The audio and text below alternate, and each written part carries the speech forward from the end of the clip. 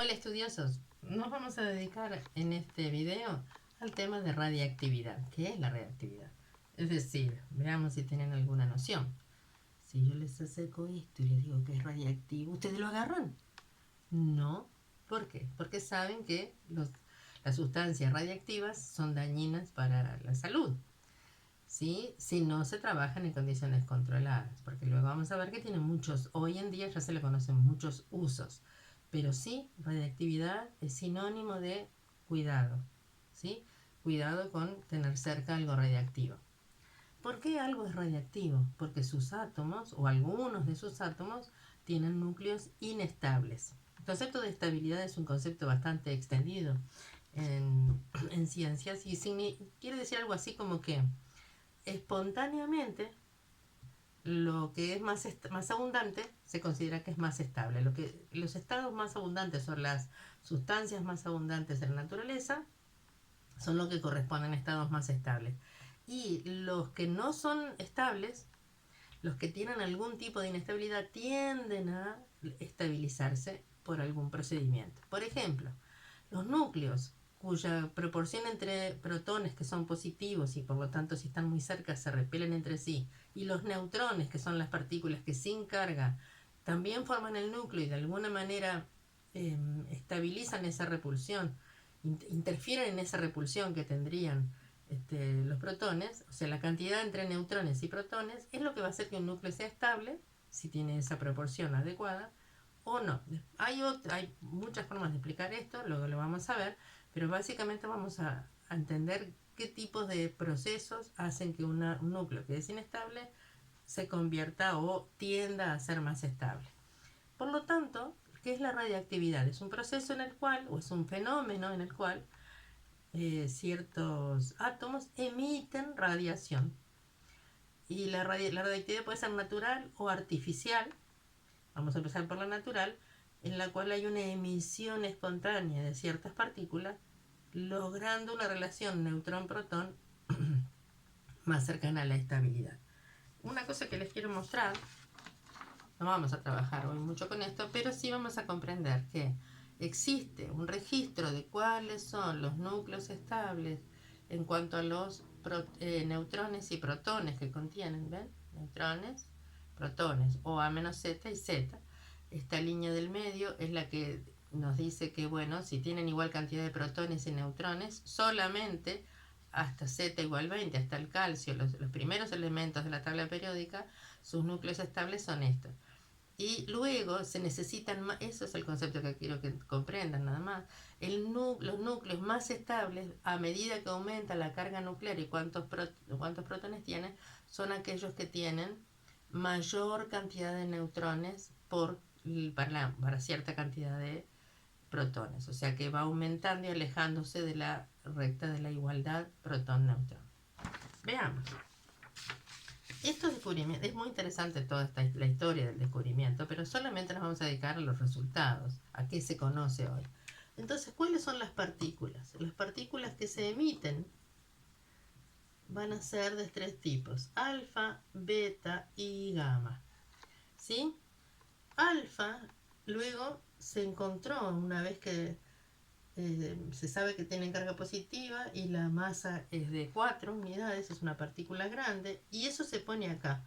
La carga se pone a la izquierda abajo porque es equivalente a poner el número atómico, que era la cantidad de protones, y la masa, esa es la carga, ¿verdad? La masa a la izquierda arriba. Después se encontró que son similares a núcleos de helio las partículas alfa, pero son las partículas grandes, digamos. Beta, que son similares a electrones, por lo tanto, tiene una carga negativa y si bien es cierto que no es cero absolutamente las masas, las vamos a considerar con que no aportan masa, que solo aportan carga negativa. Y las partículas gamma a veces se representan H nu, así que estas son alfa, beta y gamma. ¿Sí? No tienen carga ni masa, o sea que estas son ondas electromagnéticas, pero la interpretación es como que también se interpreta como si fueran partículas solamente formadas por ondas electromagnéticas, por energía. van a ver que siempre hay como una forma de representarlo más que hace más sencilla la comprensión o la escritura, aunque no siempre esa forma de representar es capaz de abarcar todo lo conceptual que tiene que ver ahí. Entonces vamos a ver, primero entonces estas son radiactividad natural, dijimos, nos dedicamos a comprender qué significa esto. Una cosa que es bastante interesante, ¿sí? Esta las voy a escribir más arriba para poder usar para algún ejemplo, es que dijimos algunos núcleos naturalmente emiten radiación y el tipo de radiación alfa, beta o gamma, es más, la gamma muchas veces acompaña a las otras dos, no es solamente gamma la que aparece, va a depender de esa proporción, o sea, acá lo tenemos puesto de otra manera, fíjense, es la misma curva, pero acá se nos dice que para esta zona elevada y del Z mayor que 84, mayor o igual que 84, ¿sí? Vamos a tener que todos los elementos radiactivos emiten alfa. Entonces vamos a ver un ejemplo. Uno bien conocido es el uranio. ¿Tá? Emite una partícula alfa. Lo podemos poner así o lo podemos poner, es lo mismo que expresarlo así. Bien. Pero existe un concepto también que es que la masa y la carga se conservan en los procesos, ¿sí? Entonces, si bien esta flecha indica esto, emite o se convierte en esto, no puede ser esto solo, sino que tiene que conservarse la carga, por lo tanto, si tenía una carga de 92 y ahora esta tiene una carga solo de 2, la siguiente partícula tiene una carga de 90, o sea, eso va a emitir algo que tenga una carga de 90. Y lo mismo pasa con la masa. Si esta tiene una masa de 235 y el helio se lleva, o la partícula alfa se lleva una masa de 4, entonces esta otra partícula va a tener la diferencia, 235 menos 4, 231. Y este aquí, que si uno busca en la tabla periódica, bueno, el elemento que tiene una carga de 90 es el torio, ¿sí? Acá está. ¿Ven? 90, un número atómico, que es lo mismo que la carga nuclear, es el torio. ¿Se ven? Ahí está. Y entonces, cuando determino este número, ya puedo decir cuál es el elemento. A este se le llama nucleido padre y a este se le llama nucleido hijo. ¿Ah? Esto es una emisión radiactiva. ¿Por qué? Porque solo uno es capaz de formar dos partículas. Solo un núcleo emite una partícula y se convierte en el núcleo de otro elemento. Qué loco, ¿no? Los elementos se transforman entre sí. Cuando se descubrió esto, la verdad que era bastante loco de pensar. Ahí tenemos entonces que un elemento cuyo Z es mayor o igual de 84, como este que es 92, emite partículas alfa. Podemos ir deduciendo, pero mira lo que les voy a mostrar. En la tabla periódica aparecen, acá arriba, ¿de qué dice? Dice isótopos radiactivos, ¿sí? Tabla de isótopos radiactivos. Y entonces, ¿qué es lo que dice cada una de estas? ¿Qué datos nos dan? Por ejemplo, acá nos dicen uno bien conocido, el carbono 14, ¿ven? Y nos dan dos datos entre paréntesis. Es una forma de expresar el carbono 14, que lo pueden poner así, obviamente podría decir esto, ¿no? Pero como el carbono ya se sabe que siempre va a tener número atómico 6, a veces solamente se da como dato el número másico. Entonces me dice esto, entre paréntesis, 5700 A y beta menos. Lo que me está queriendo decir, la información que me da es que emite beta menos espontáneamente, ¿sí? Y que tiene, esto se llama periodo de semidesintegración, ¿sí? me está diciendo que para una determinada muestra de carbono 14, cuando no importa la cantidad inicial que tenga, ¿sí? La puedo contar en gramos, en miligramos, en porcentaje, si es porcentaje va a ser 100. Bueno, transcurren 5.700 años para que la mitad de esa muestra, que para que esa muestra se reduzca en la mitad, o sea que haya emitido, la mitad de esos átomos emitieron partículas, ¿sí? Y luego me quedan la mitad inicialmente, pasan otros 5.700 años para que esa mitad que tengo ahora vuelva a, vaya emitiendo y me queden la mitad de la mitad, o sea, la cuarta parte. Eso lo vamos a volver a ver, ¿tá? Pero esa es la información que nos da el periodo de semidesintegración. Y luego que emite beta menos. ¿Esto qué quiere decir? Si emite beta menos, otra vez ponemos la flecha que indica que hay una desintegración. Beta menos es lo mismo que menos 1, 0. ¿Qué es lo que va a producir? Lo mismo que dije antes, la masa y la carga se conservan. En este caso, la masa es muy fácil, ¿por qué? Bueno, porque si este no aporta masa, la misma masa que tenía este átomo, este núcleo, le va a tener acá. Pero en este caso se va a transformar de tal manera que cuando las cargas se suman de un lado de la flecha de reacción, ¿sí? Y del otro, el número se conserve. Entonces, la única partícula que puede, el único núcleo que puede dar como producto es este, ya que 7 cargas positivas y una negativa resulta, es el resultado, ¿sí?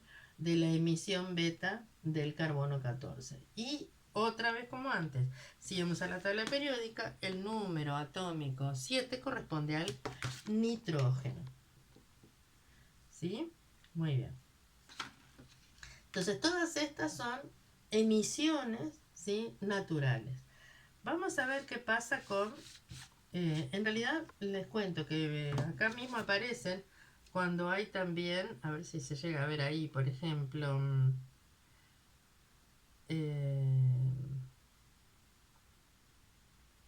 bueno, cualquiera, el calcio, acá, ¿ven? El calcio 47, ahí no sé si lo ven, el calcio número 47, el número atómico, ¿sí? Dice que tiene un tiempo de desintegración de 4,5 D, que son días, y emite beta menos y gamma. ¿Sí? Entonces vamos a hacer una para el calcio. Miren que dijimos que hasta el calcio, la cantidad de protones y neutrones iguales es lo que da una mayor estabilidad. Entonces el calcio más estable es el calcio 40. Así que si tengo 20 y 47 y dice que emite beta menos y gamma, tengo esta información que me la da la tabla. ¿Y en qué partícula se convierte? Y bueno, 47, esto no aporta nada en cuanto a masa, así que va a seguir estando. Y necesita una carga de 21 para que con este menos 1 iguale a este número de 20 protones. Entonces, otra vez busco cuál es el número 21 que va a estar acá. Es el escandio, ¿sí? Muy bien. Y así se completan estas ecuaciones de emisión o desintegración radiactiva. Pero este aquí, que se ha encontrado radiactividad que se puede provocar artificialmente. Y en esto de la radiactividad artificial, por ejemplo, existe la posibilidad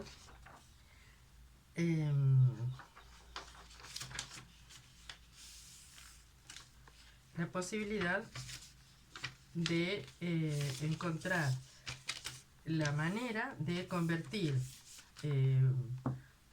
un núcleo en otro. Esto se ha usado mucho cuando se quiere, por ejemplo, actualmente se quiere sintetizar elementos no conocidos en la Tierra, pero que se puede ver si se puede lograr. Y así todos los últimos elementos, estos de la tabla periódica, ven estos que tenemos acá, que no tienen casi información. ¿Por qué de estos no está la información como todos estos?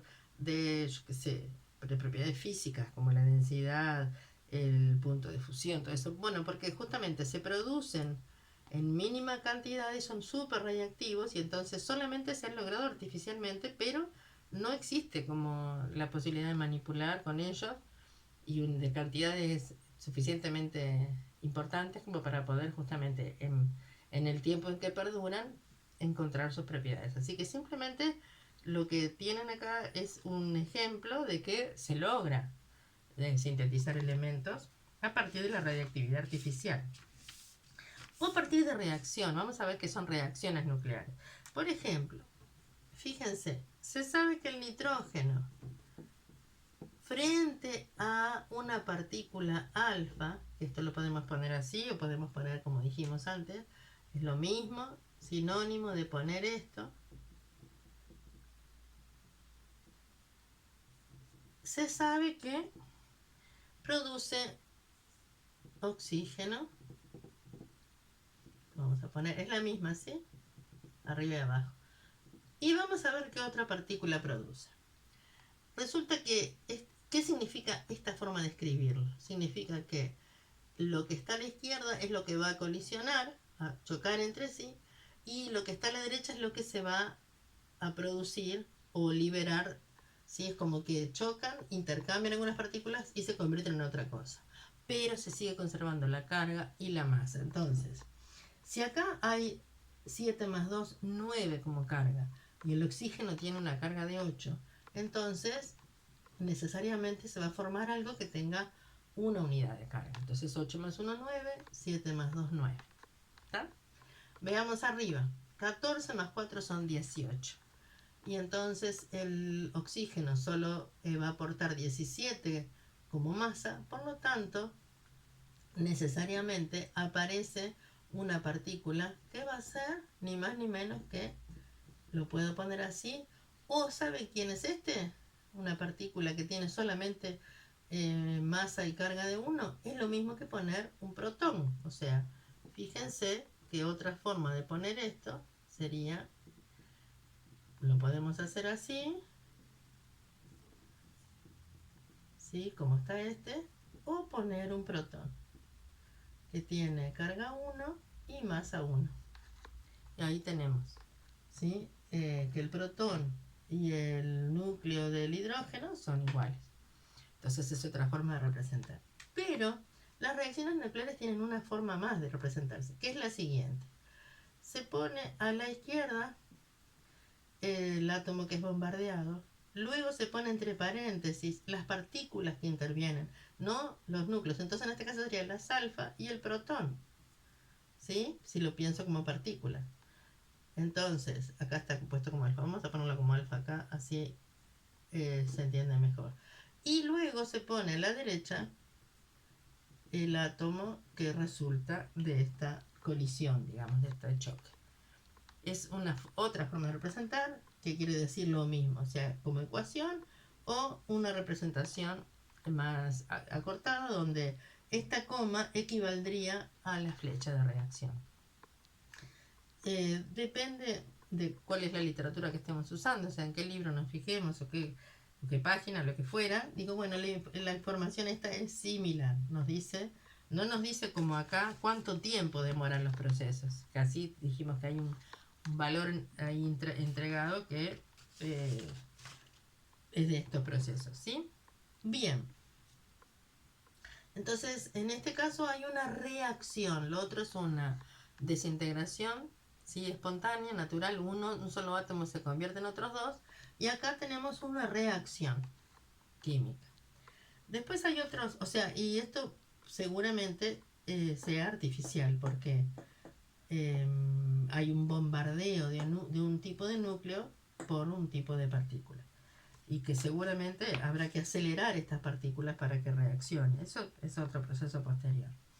Veamos lo siguiente.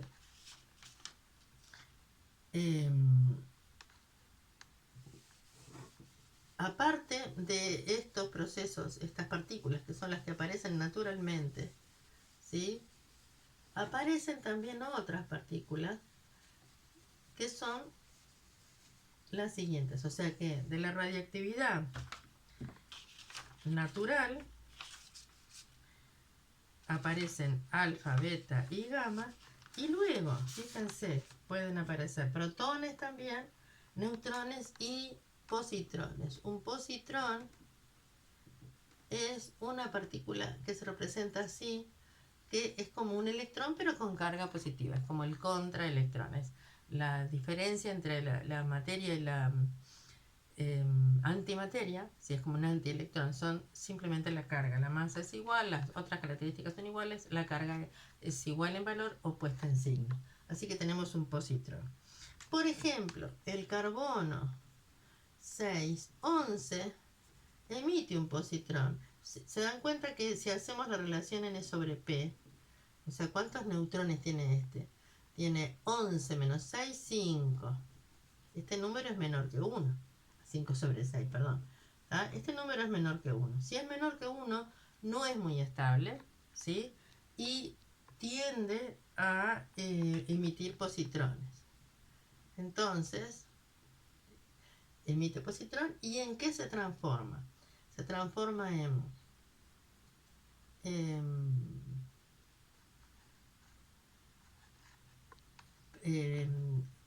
boro, ¿sí? Porque 5 cargas positivas acá y una del positrón equivalen a estas 6 que tiene el átomo inicial de carbono.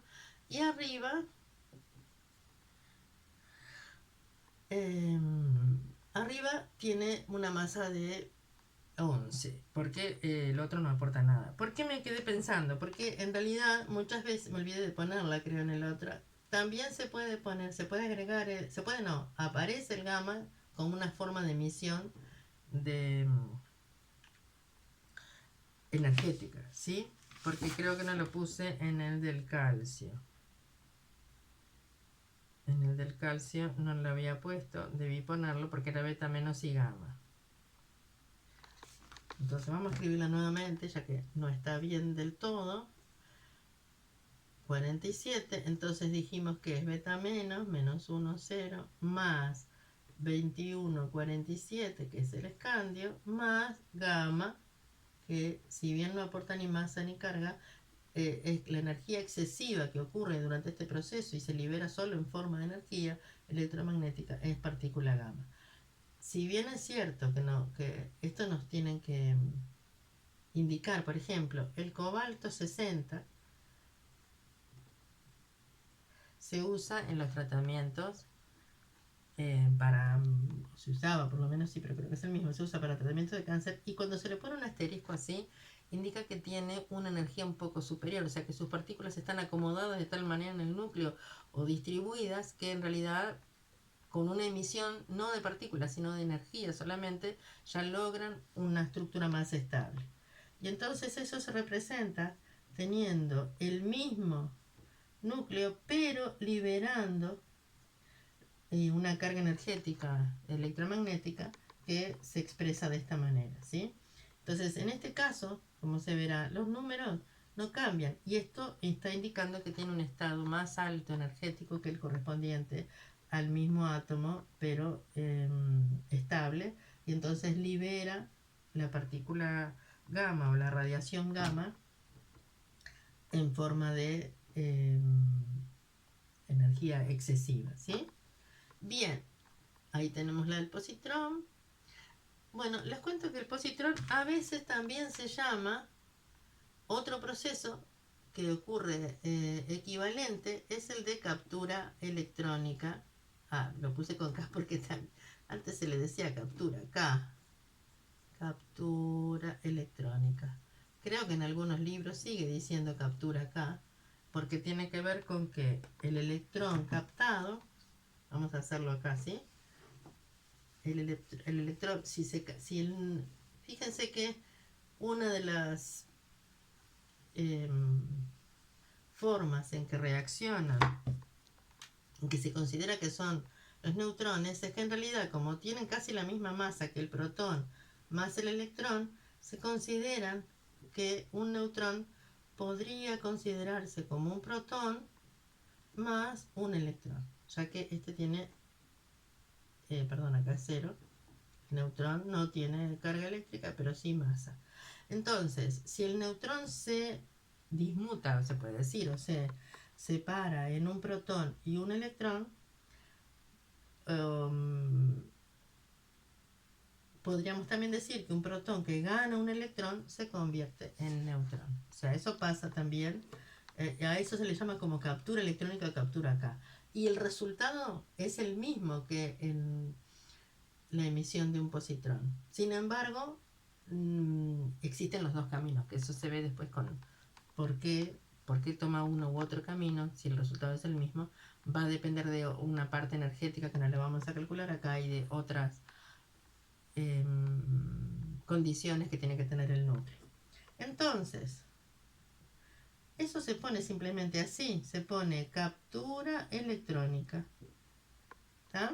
Captura electrónica quiere decir que uno de estos protones toma un electrón de la periferia y se convierte, si toma un electrón, le baja en 1 el número de carga, o sea, el número atómico. Y como el electrón no tiene masa, va a quedar, este es el producto. O sea que poner captura electrónica, CE, dijimos que quiere decir captura electrónica. ¿Sí? Quiere decir que uno de estos protones toma un electrón que está en la periferia, se convierte en neutrón y por lo tanto pasa de ser un átomo, un núcleo de carbono a uno de boro. Y entonces, fíjense que esto acá me muestra que si se acerca la relación a 1 va a ser más estable. En este caso, al bajar este número, 11 menos 5 es 6, 6 sobre 5 ya es mayor, un poquito mayor que 1, y entonces logra una estabilidad más, un núcleo más estable del que parte inicialmente el proceso. Bueno, ¿qué nos quedaría? Nos quedaría, así que hablamos de que esto ocurre más que nada en núcleos artificiales, la emisión beta más, y nos quedaría hablar de algo que es muy interesante, que se llama reacción en cadena, porque vamos a hablar un poquito de cuáles son los usos, ¿sí? Hay usos de los elementos radiactivos, se le han encontrado muchísimos usos. Sirven para, por ejemplo, para en medicina como diagnóstico, como rastreadores, ¿verdad? De ciertos procesos, es decir, nos inyectan a veces en ciertos procesos, nos inyectan un contraste que tenga un rastreador y entonces es fácil de, por fuera, sin necesidad de invadir, se puede escanear dónde se acumulan esos átomos radiactivos. Obviamente en ese caso siempre se usan, por ejemplo para tiroides se usa el yodo, que tiene un tiempo de vida media corto y por lo tanto va a estar en el organismo durante poco tiempo en estado radiactivo. A veces se puede hacer. Entonces, como diagnóstico se pueden utilizar. También se usan como, en tratamiento del cáncer, se usan como emisores de radiación que son capaces de matar las células cancerosas. Se enfoca específicamente. De hecho, la radioterapia para el cáncer está basada en la emisión de partículas y de energía sobre, se trata de focalizar las células cancerosas. Así que en medicina se usa para diagnóstico y para terapia. También se usan, por ejemplo, imagínense un oleoducto gigante y hay una pérdida pero está subterránea y no se sabe dónde está. Se pueden usar también, inyectar en esas tuberías enormes elementos radiactivos y ver dónde, escanear también y ver dónde se acumula. Entonces se puede saber dónde está la pérdida, ¿sí? O sea, no es solamente en usos médicos, sino que tiene un montón de otros usos. Por ejemplo, lo mismo que mata células cancerosas, mata algunas de las que no son cancerosas alrededor, por eso es tan importante focalizar y ver el tamaño, y hacerlo con todas las precauciones del caso.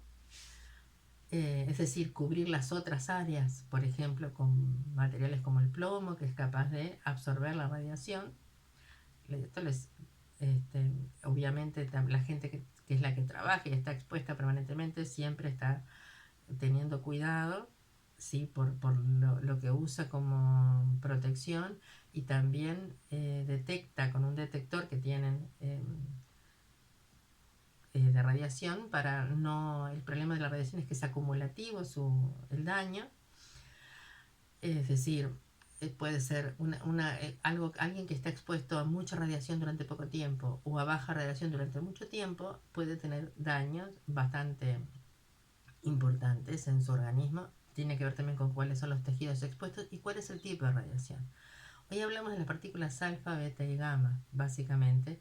Las partículas alfa, como son partículas muy grandes, unos pocos centímetros de acción, de interacción con un tejido, la detiene en definitiva, ¿sí? Pero lo que sucede es que en esos tejidos, en ese pedacito de tejido, produce gran daño. O sea que por ingestión, ¿sí? La partícula alfa, si se ingiere, es muy, muy, muy dañina. Las partículas alfa, o sea, no las partículas, lo que se ingiere es una sustancia que tenga alguno de sus átomos que emiten radiación alfa. Entonces, esa puede ser muy dañina.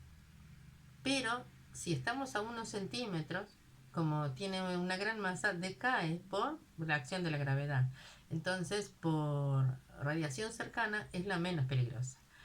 La partícula beta, como es mucho más pequeña, puede atravesar mucho más tejido antes de ser detenida por fricción o incluso por gravedad. O sea que es más peligrosa al organismo estar expuesto a, por radiación cercana a un emisor beta. Y las gamas son las más peligrosas porque no se detienen al atravesar, como son ondas electromagnéticas, es muy difícil que se detengan, así que atraviesan y van alterando energéticamente todo lo que está a su alrededor. Entonces pueden romper enlaces, donde rompen enlaces de ADN, imagínense que puede haber una mutación, puede esa célula mutar, va a depender también de cuál es el tejido.